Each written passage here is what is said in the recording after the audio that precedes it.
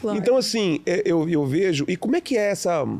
Como é que foi lidar com toda essa pressão, né? Porque o Di Antônio cresceu tanto, não tinha nem condições mais de crescer e acaba gerando essa expectativa do próprio mercado, das pessoas. Porque, não, por mais que eu conheço você de perto, quem te conhece sabe.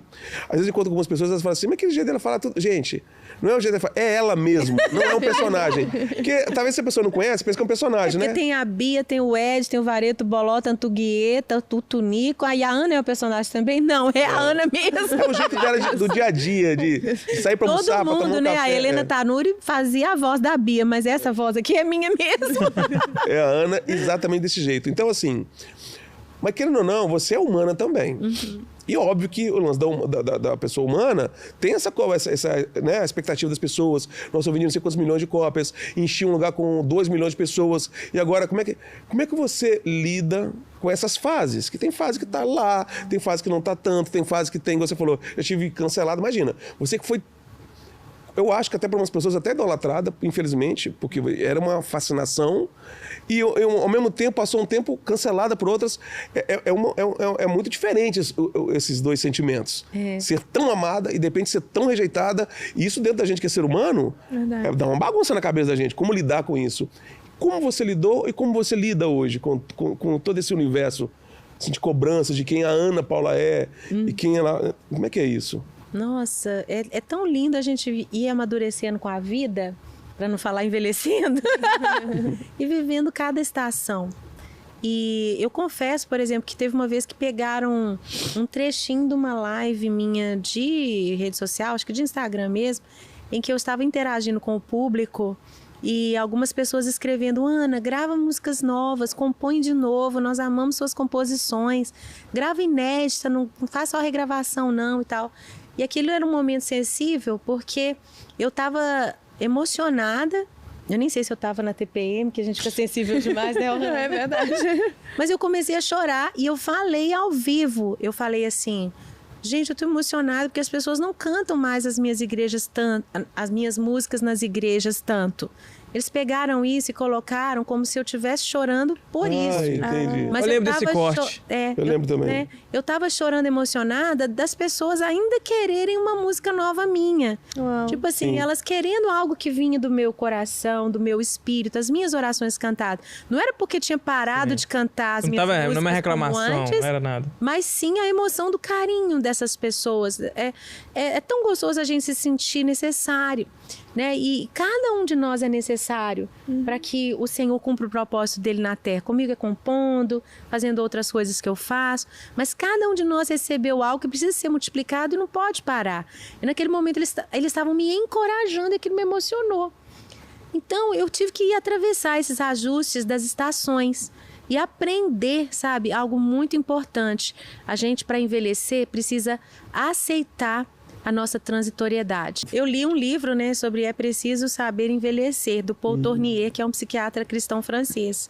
E ele fala, né, sobre é preciso saber envelhecer, que é aceitar a nossa transitoriedade. Sim. Então imagina uma pessoa mais velha querendo ser uma pessoa jovem.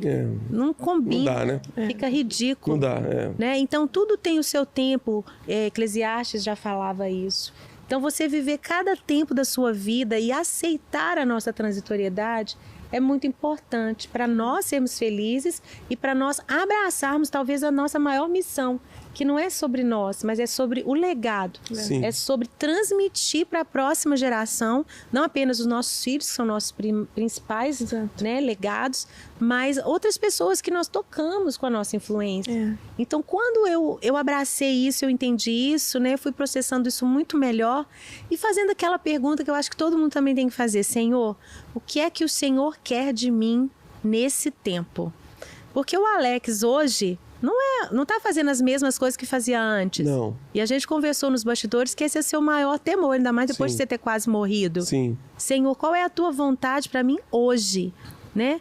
Porque a nossa vida, olha, passa assim, ó, no pensamento. Não dá tempo da gente perder tempo.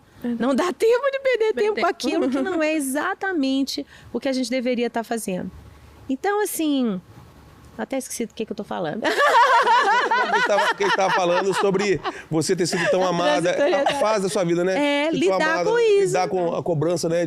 É aceitar essa transitoriedade, né? Aceitar essa mudança de fases, de estações da vida e obedecer a Deus a cada tempo. Então, por exemplo, hoje, Alex, eu posso não ter, assim, né, as mesmas multidões que eu tinha num evento. Continuo tendo, assim, recorde de públicos nos eventos que eu vou.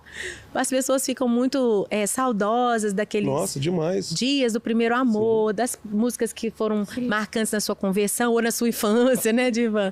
Então, as pessoas ainda respondem muito a tudo que eu faço. Imagina. Mas hoje eu entendo que o meu tempo é principalmente falar para mulheres. Porque eu, com 48 anos, eu fiz um retiro de casais agora há pouco com o meu esposo.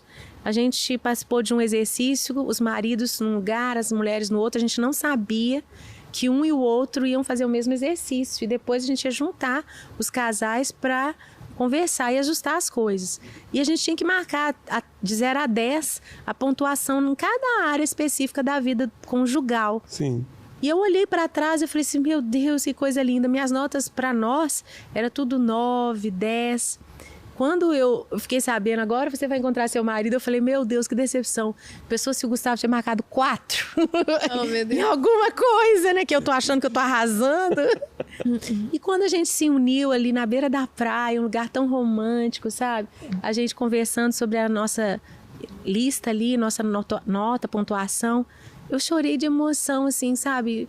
Falei, Deus, obrigado, porque eu construí uma vida que as notas dele tudo era 9 e 10 também.